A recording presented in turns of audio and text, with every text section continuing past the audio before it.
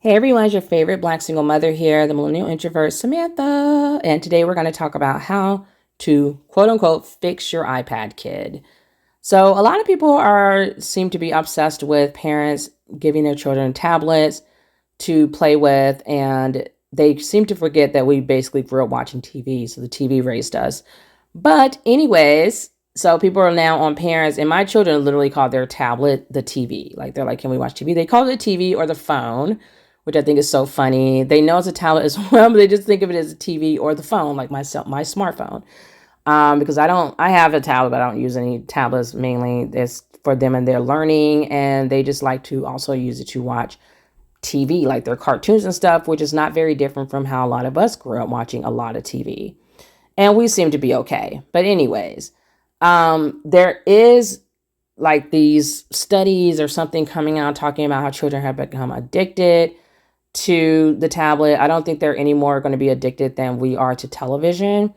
A TV, watching shows, cartoons, whatever, that's just a pastime that Americans have done for generations and generations ever since the TV box came out, like the television set. And then before that, it was the radio. So we were always kind of finding ways to entertain ourselves and standing by that. So I'm not sure if suddenly it's going to be like, oh my gosh, we're so obsessed now than we were before when we were listening to things at all times, wherever we went. So anyways, so I say the psychologist teaches parents how to fix an iPad kid. This is if you are having some issue with your child, like kind of being obsessed. I know my children kind of are. They just recently discovered games because we don't have a game system in the house. So they discovered like how to play some games. They're 5 and 8. My older sons, of course, are just doing whatever they want. So I'm talking about the little kids. So they just discovered games, and then they're kind of finding their independence, so they're learning, discovering these new things, because I usually just have them learning a lot. And as they're discovering these new things, of course, they're very excited about it, and it makes them want to do it all the time because it's fun.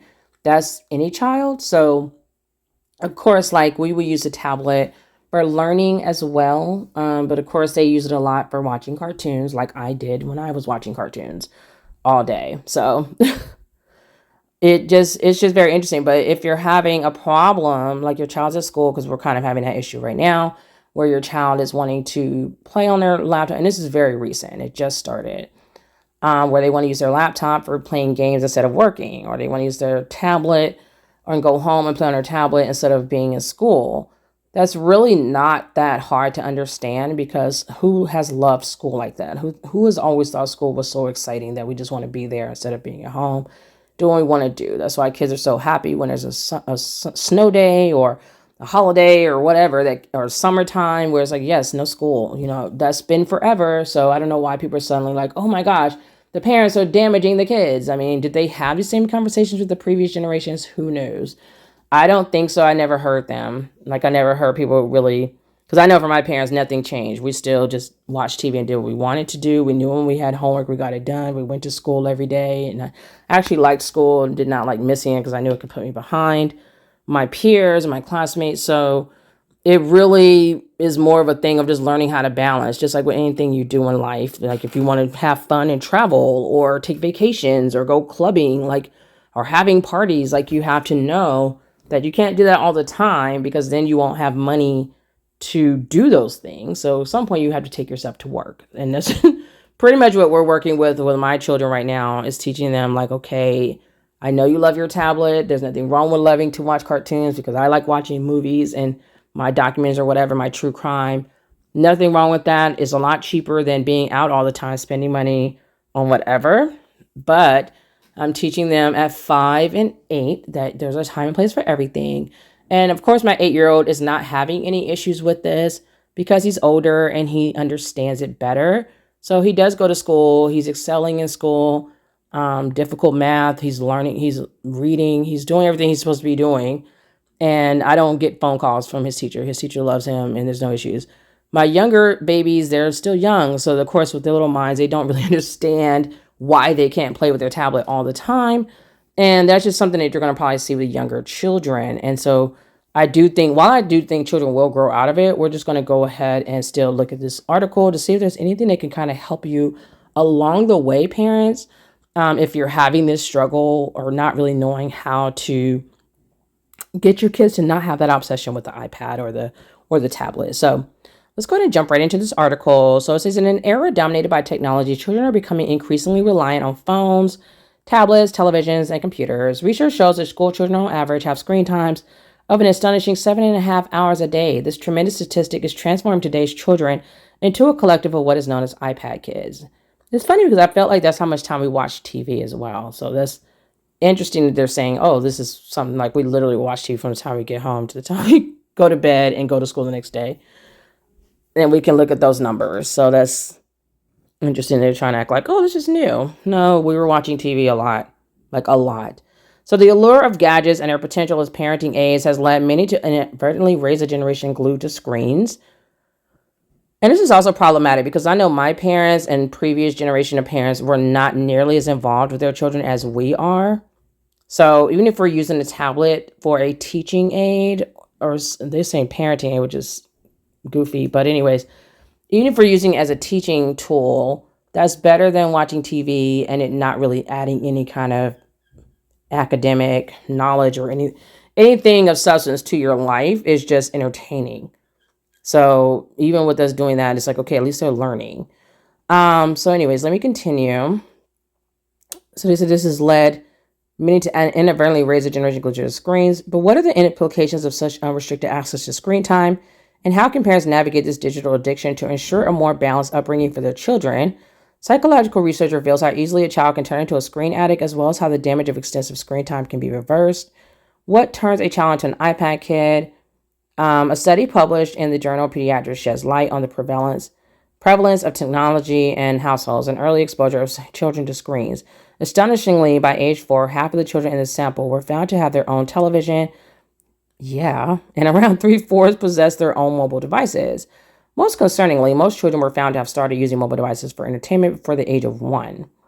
That actually was not my household. My children really didn't seem to understand or have a whole lot of interest in the tablets until like recently.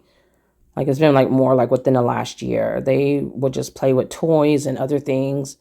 So I'm not sure if that plays a role. They also watch cartoons though, but they were learning cartoons. So yeah, I don't know. So according to the authors, parents attributed their extensive allowance of screen time to keeping their children occupied while they do household chores, smoother bedtime routines, and keeping children calm. I think it's nice sometimes to give kids like really allowing them just do what they want to do with their time, just kind of relaxing, because I do feel like in this society we are really fast paced, which is why a lot of people are leaving the rat race behind because you just want to slow down. And I don't think there's an issue with wanting to be entertained and just not having to think for once, because nowadays these kids are like so over scheduled. Like it's like you're in sports, you're doing this, you got tutors, you got that, you got school, you got this, you got that. And the requirements for school are through the effing roof. Like they're so high maintenance. I remember one of my children, I think it was my 19-year-old, where the teacher was like, oh, he doesn't even know how to use the computer. And I'm like, are you kidding? He's 5. But that's what we're dealing with now, is like your child has to come to school knowing how to read or knowing how to use the computer. And it's interesting because they'll say, oh, your child's addicted to technology, while they're also telling you that your child needs to know how to use technology. All they use at school are devices.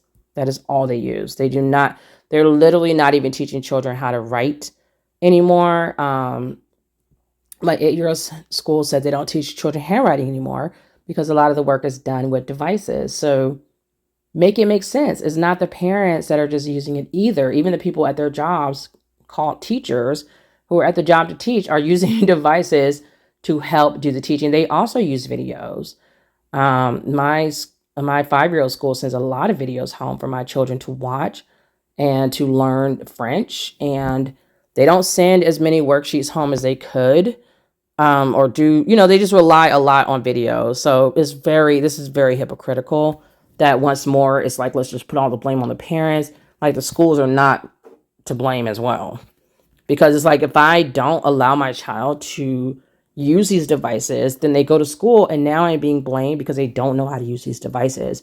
And with children, I don't care what anyone says, because people complain about everything. It's like, whatever, but children learn through play. So if it's not fun, they are not going to do it. They're not going to use it. They're not going to interact with it. And then they'll never be engaged enough to learn how to do anything, including using technology and devices. So once they love it, then they can go to school and do that. So the only thing we're really doing, I'll explain to you all at the end of the article of how I'm tackling that problem that we're having right now of my 5-year-olds wanting to be home, or they're jumping onto games at school, which they should not have access to. The school should be blocking those games because they're 5. So you need to put your controls in there. Like we have parental controls, the teacher should have controls. One of the teachers did say she is blocking games so that my 5-year-old cannot access them, and that should have been done. I'm probably going to look at their laptops to see if there's a way I can do anything, but I don't have the privilege.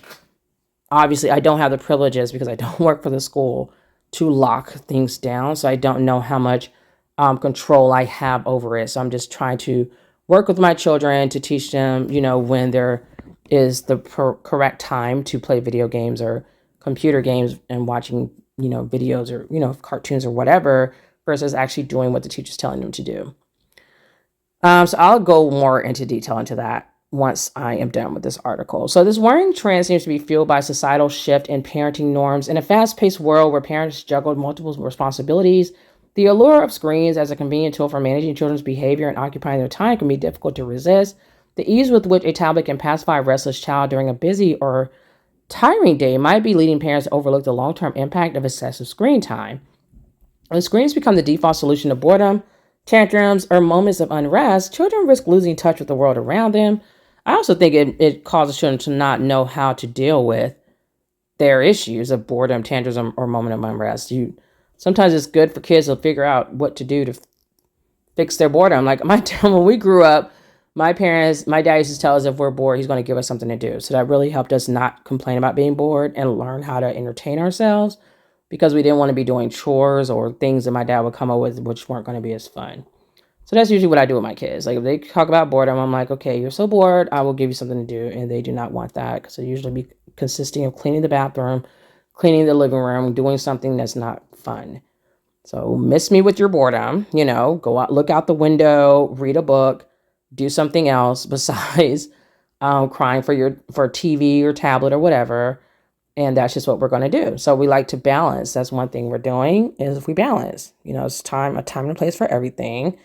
And you do want to have that controlled screen time where it's not always just, we're going to be entertained or stimulated or overstimulated. It's like sometimes you need to just chill out.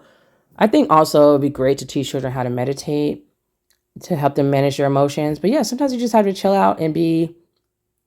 Also, I want to do subliminal meditation with my children, but that's another story, something else I'm going to be doing once our house is together, because we're still like unpacking or building out my room. So so a lot of things are still in boxes, but yeah, we're going to do subliminal as well. So it teaches children to be calmer and to have more control of their mind and not feel so out of control. And so there's just going to be times where you can just be at peace and just be in the present and not be always just throwing yourself around and having tantrums and acting completely crazy. So here it says, the instant gratification provided by a digital device coupled with the captivating nature of screen content can create a dependency that transcends mere entertainment. The effects of excessive screen time on children, according to a study from the Australasian Journal of Early Childhood, understanding the difference between active and passive screen time is crucial in evaluating technology's impact on children. Active screen time involving physically engaging activities, i.e. active video games like Nintendo Wii, PlayStation Move, etc., or cognitively engaging activities, i.e. completing homework, visual or spatial skill developing games, has been shown to have positive effects on children. This use of screen time can improve fitness, academic performance, attention regulation, problem solving, and socialization. On the other hand, passive screen time involving sedentary screen-based activities or consumption of media, i.e. watching TV, YouTube, scrolling through social media, etc., can be detrimental. Excessive use of this screen time is often linked to issues like childhood obesity and attentional problems, as well as issues with cognitive development and language skills, which, might I add, the childhood obesity started with the boomers generation of parents. Okay, so let's not act like this just started like yesterday. This has become part of the American culture, is allowing children to play video games all day and watch TV all day. So it started with them, And unfortunately, a lot of parents are just continuing in that trend of like, okay, my child is crying about whatever, or they're bored or whatever, I'm going to give them the tablet. Or they already have a TV in their room, which we actually did not get a TV until we were older. I'm not sure why my parents waited that long. I don't know if it was a money issue or just they just didn't want us to have TVs yet. My children don't have TVs in their room yet either. I'm not even sure if I'm really going to put one in there. They had one years ago, but they broke it when they were much younger, just, goofing off, throwing toys or whatever they were doing. And I just decided, okay, you don't need to have a TV because you're not responsible enough to like not break the TV. So if they want to watch TV, usually they have to go into the living room. And that's how we had to do it when we were younger. So yeah, we also didn't have like a consistent Cartoon Network. Like I remember when I first saw Cartoon Network, I was a teenager, I think. I was either a tween or a teenager, somewhere along those lines. And I was like, oh my gosh, like I literally was just like completely in shock that like cartoons would be able to come on all day long. And our children just don't have that issue. Like they literally have cartoons at their disposal. Like they can watch them as much as they want. And that doesn't mean like just because I didn't have cartoons, I wasn't watching TV, but it definitely adds to, I guess, what you can call an addiction. Because of course now as an adult, I don't watch cartoons anymore because I'm a grown up. But yeah, I mean some grown ups still watch cartoons. I'm just not one of them. But yeah, I'm not. I think this would take a little bit longer to do the research and the study to see how these children actually turn out. Because I really don't feel like it's going to be as detrimental as people like to pretend like it is. Seriously, everything we do, people just these scientists or whomever, they always have to find something to be obsessed about and fearmonger about. And I just don't feel like we have enough research to say that children are going to grow up to be adults who are addicted to TV or tablets or whatever they call it, or devices, etc. I mean, all of us really are addicted to devices. We keep our phones on us 24/7. People will literally be late to work versus leaving their phone at home. So I'm not sure if children being on their tablets is really going to be any different for the future when we are so dependent on our devices. And that's just the way America has created it at this point. Like even if you go to like try to, my children are going to look for jobs, they'll say, oh, you have to fill out your application online. You can't just walk in anymore and fill out a paper application and get hired on the spot or anything like that. Everything goes back to you having to know devices. Your child doesn't know how to use a computer. Oh my gosh, so it just constantly goes back to that. So you can't blame parents for using it, and then everyone else is depending on these devices as well. Especially when you don't really know what the effects are going to be in the long run either. Because people are going to grow up, the kids are going to grow up and do what? Do the same thing with their phones that we're doing right now? I mean, what's the difference? So anyways, there are, however, nuances to passive screen time. Not all screen-based activities are necessarily detrimental. Some educational programs or interactive apps can be positive to a child's learning experience. But if your child exhibits signs of an unhealthy obsession with passive screen time, it may be time to reassess their screen habits. Warning signs may include persistent resistance to engage in non-screen activities, difficulty transitioning from screen time to other tasks, increasing preoccupation with digital content at the expense of real-world interactions. Screens can dictate a child's emotional regulation and responses, hindering the development of essential coping mechanisms. The virtual world, filled with constant stimuli and immediate rewards, can overpower the slower paced but equally vital real-world experiences essential for the development of patience, resilience, and social skills. How to regulate your child's screen time. With the challenges of parenting in the digital age, it's essential to approach the regulation of your child's screen time with empathy, understanding, and patience. Research emphasizes the benefits of a screen-free week in kickstarting screen time interventions.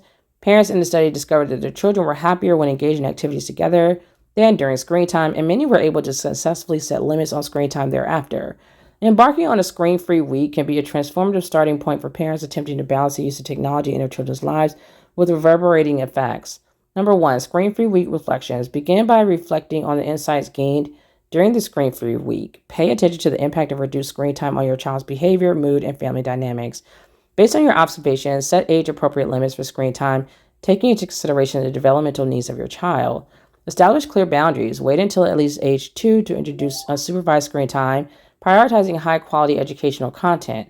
Toddlers will benefit more from hands-on activities than they will from screens in terms of the developmental milestones.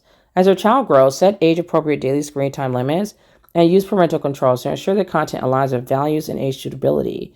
This approach safeguards against inappropriate content and cultivates responsible screen habits from an early age. Number 3, lead by example. Demonstrate healthy screen habits by modeling limited and purposeful screen use for your children. Actively engage in non-screen activities to emphasize the importance of balance.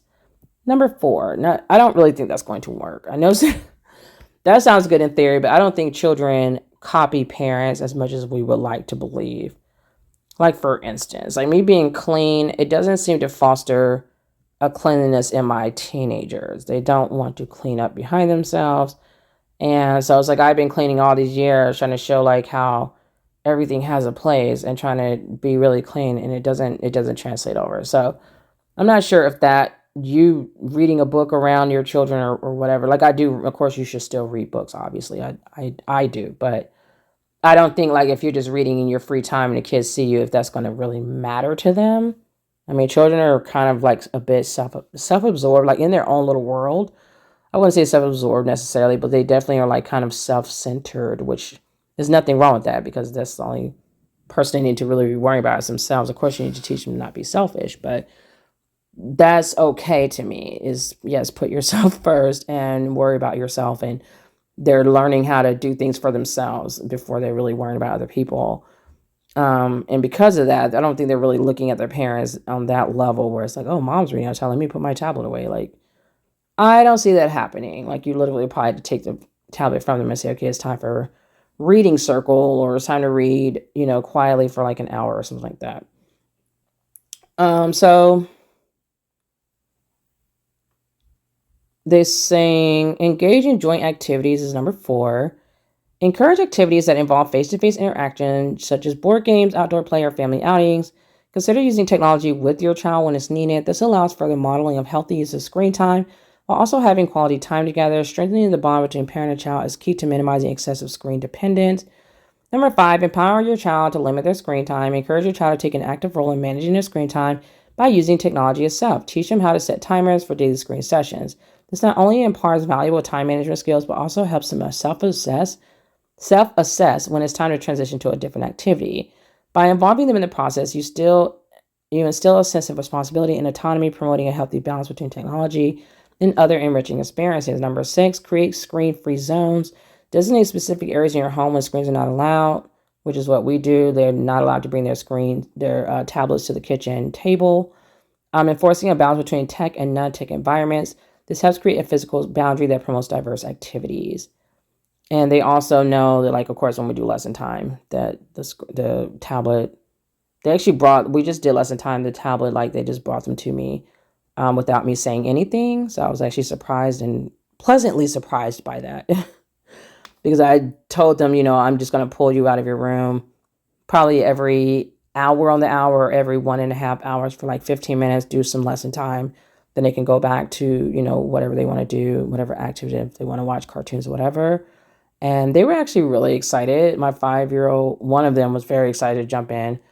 Then someone came down and offered cake, and then my other 5-year-old cried about that for like forever. So if that wouldn't happen, he probably would have been fine with lesson time as well.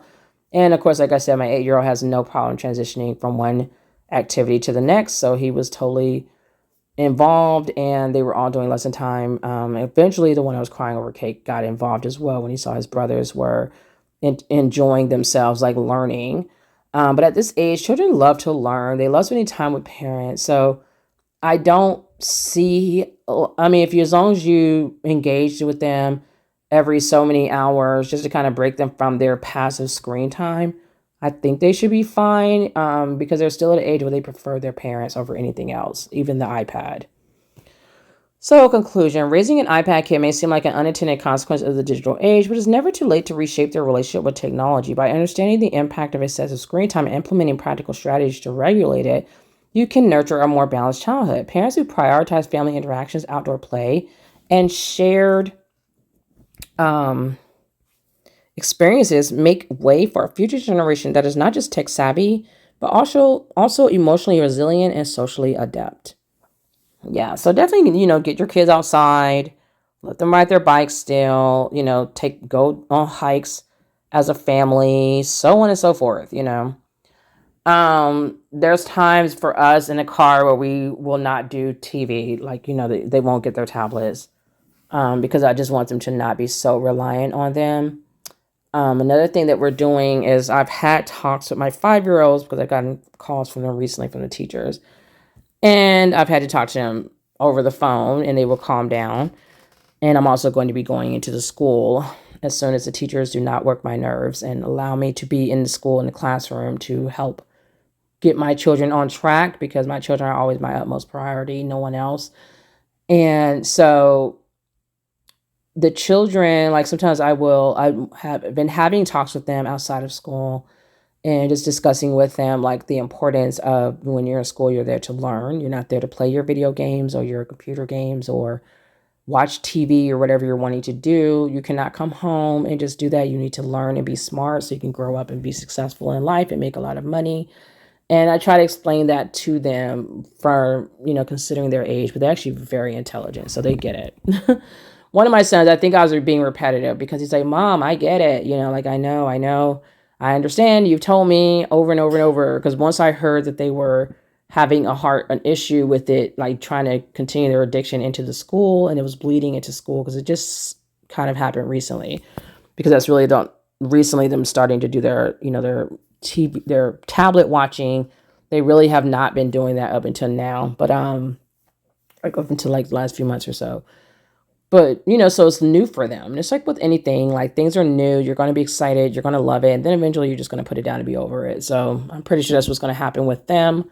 Not to say the kids cannot become addicted to video games or whatever. And that's why we don't have a video game system. We have not had one ever. We've had one when I was married, and then their fathers will have a game system, I guess. But I want to say we're going on like almost 2 decades. Like, we really, bulk of my older kids' like childhood, we did not have a game system in the house. If they're playing video games, it was at their dad's house. And the littles are the same way. Their older brothers were like, oh, we want them to learn Minecraft and Roblox and teach them games. I was not super on board about that. I don't know why they need to learn those games, because then it does become an addiction. But of course, like, my children were not like, my older kids were not so addicted to video games or whatever that they couldn't function in school. So I just don't, like I said, there's just not enough research to say that this is going to have this significant development or the significant impact or influence on children overall, given the fact that our country does rely heavily on devices, just like any other country that's in the modern age. We're in a technology age. This is where we are. So I'm not saying like, oh yeah, just give your child a tablet and forget about them for 12 hours. But, being so hard on parents who are doing the same thing our parents did, like letting kids watch cartoons or whatever, I'm not sure really, without like decades and decades and more research, to see these children as adults, that we can definitively say that this is going to just destroy children. I think kids are naturally going to grow up and want to be with friends, want to go out, want to do things that don't involve their tablet. But of course, as a teenager, you're going to have your phone, just like adults have their phone. So this is really like the double-edged sword, and it's really like kind of strange, like trying to regulate children to be something that even adults have not managed to do, because a lot of adults are dating online. Some of them literally just live their entire lives online. That's really what the metaverse is about, is this virtual reality. They're coming out with VR. Then you have AI. So this is where our world is going. So it feels like just another thing to kind of like nitpick at parents and tell them, like, God forbid you get a break because your children love to be on their tablet or whatever, just like your parents who got a break before you, because parents were not more involved with children when we were kids. Like, the previous generations were not overly involved with kids. I think we are the most involved parents of any generation. So handing a child a tablet every now and then, letting them do that, it is what it is. I know with my children, I basically am homeschooling them every day. They go to school all day long, and then when they come, even before we go to school, we're doing some lesson time. Then when we get home, we're doing it. Then we have to do their homework. They have projects, yada, yada, yada. So then they go to their dad's for the weekend, and they don't even have their tablets when they go to his house, because I keep them with me. So whatever he's doing with them, that's what it is. But he usually will try to do some lesson time with them as well, or he'll take them to the park or, the library, whatever he's doing on his day that he has them. So I feel my children do have a good balance, and I do think that parents should strive, it's just like with anything else, to do everything in moderation. I won't put all this heavy weight on parents because I know we are busy and we are tired and we are stressed and we do live in a faster paced world than generations before us, and we have to make more money to get less, and that can be stressful as well. We also have way more higher expectations in every aspect, including like our children being in school and their education. It's like all people do is just, and we have the internet now too. So while people are talking about technology, they're using technology to berate parents for like every little thing that we ever do in life. And it just is what it is. Like we're being attacked from every angle. So, if you need the break, sometimes it's okay, I think, to give those parents those break. Give your child your tablet and get your break. That's better than being like crazy with your child because you just trying to be this perfect parent, and nobody is perfect. And I feel like honestly the kids will be okay. The kids are all right. They will be okay. And I do believe that in the future, honestly, we're probably going to be using technology even more than we use it now, because that's how the trend has been going so far. It's like we just continue to use, like now people want to work from home. People are using AI to write their school papers, and they're having to create laws to stop that. So, people can use AI for YouTube channels to use for voice. I mean, there's so many things that people are using technology for. And honestly, I think America, even with that being said, as an IT professional myself, that being my background and what my degree is in, that's my educational and professional background. I think that America is still significantly behind everyone else when it comes to technology and STEM overall. And I do think that that's hurting our country more than helping it. So sitting here trying to tell parents to like not let your kid be on the tablet or not have this love for technology, like kind of like a little bit of an obsession with it, like parents tend to have with their own phones, or people who are adults have with their phones, and everyone else who has a phone is obsessed with their phones. It just feels a little bit disingenuous. I mean, I do get what they're saying, but I'm just on the fence with it back and forth, because when I think about children being in school all day, they technically can't be on their tablet all day long because they're in school. So just naturally that provides that balance. But of course, when they are home, you do want the parent to be spending some time with their child. And so that's where that balance will have to come in. It's like, okay, how am I spending time with my children when they are home and I'm seeing them? And for me, we kind of are forced, you don't really have a choice if you're helping your children with their homework, because some children are too young to do homework on their own. And then they may need help. And of course, this can go back to our parents who did not really help us as much as we do with our children. They didn't help me with projects, homework, none of that. You were essentially like on your own. If you needed a tutor, you didn't tell your parents because they can't afford it. They weren't going to do it. They never even brought it up. So you're just on your own, struggling about having to figure it out on your own, and nobody wrote articles about it. And then, so you have that as millennial parents right now. I'm just going to talk about us, but this could be some Gen Z parents. It could be Gen X parents, because I know my sister's kids are basically close to basically the same age almost as my older kids. So she went through the same things with her generation, Gen X. But we're a lot more involved, with our children, with their schoolwork and everything. Like I just be wanting my kids to understand what they're learning in school, and a lot of times they don't know what they're learning in school. Like when they get home, they don't have any clue what they were learning. And I get it, because I was the same way when I was in school. I would come home, and by the time I got home, would have forgotten like majority of the stuff we learned that day, because it's so much stuff, and they'll just jump from the next thing to the next thing to the next thing, and then you have like 20 different classes. It was just like a lot of subjects, a lot of information going into your head, and it was hard to retain all that info. And yeah, so it was difficult for me because of course I didn't have as much support. Like my mother usually was sleeping.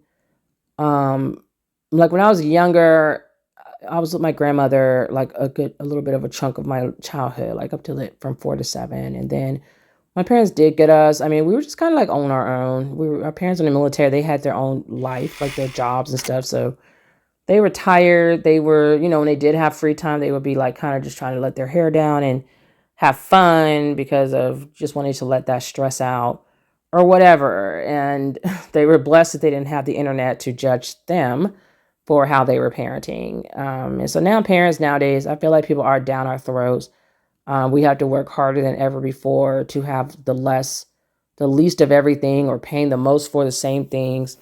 And when we do want to break, it's like, oh my gosh, like anytime we are trying to enjoy life, God forbid. And I just think the kids are going to be all right, at the end of the day. So I don't know. My kids grew up with game systems, and that hasn't stopped them from wanting to have an active life. I think it's natural to want to get out of the house sometimes. I mean, if your child is homebody, sitting in the house, like, that's just what they're going to be doing regardless. And there are adults that do that as well, from my generation and before. So anyways, I hope some of these tips do help parents if you're struggling with children who are iPad, quote unquote iPad kids. Um, but I also want parents to not be too hard on themselves if they are using a tablet, to give themselves a break, especially if you're a single mother and you don't have that other parent to hand your child off to. And again, people may be, oh, well, you chose it. I don't really care what you're talking about. I said what I said. You're a single mother. It is what it is. I don't care how you became that way. It's happening. And so, the end of the day, for your own mental health, sometimes mothers do need their time to just be alone, especially if you're an introvert, or you just want to get back to yourself and you've had to work all week, and maybe you were helping your kids with homework all week, and it's like, okay, finally a weekend where you're going to have your tablet and I'm just going to like watch my murder shows or whatever I'm doing, and just relax and do something for myself for once. God forbid.